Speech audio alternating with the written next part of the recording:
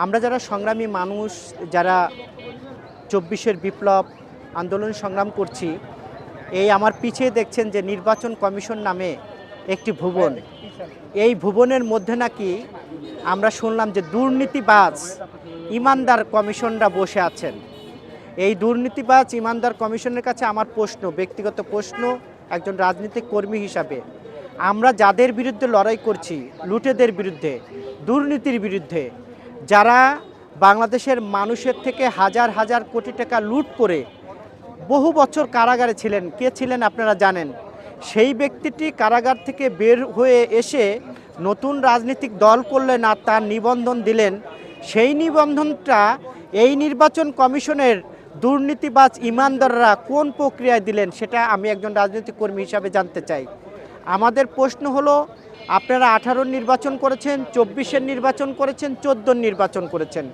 এই নির্বাচন করে একটি অবৈধ শাসন ব্যবস্থা কায়েম করেছিলেন, শেখ হাসিনাকে আপনারা সমর্থন দিয়েছিলেন।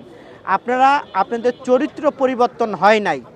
এই নির্বাচন কমিশনে দুর্নীতিবাজ ইমানদারদের চরিত্র পরিবর্তন হয় নাই। যদি চরিত্রের পরিবর্তন হতো, তারা এই লুটেদের নিবন্ধন দিত না। আর যারা সংগ্রামী মানুষ, তাদেরকে আজকে অমর অনশন করতে হচ্ছে। তারেক ভাইয়ের যদি কিছু হয়, এই সকল দায় দায়িত্ব এই নির্বাচন কমিশনের দুর্নীতি ইমানদার কমিশনদের এই দায়ভার নিতে হবে।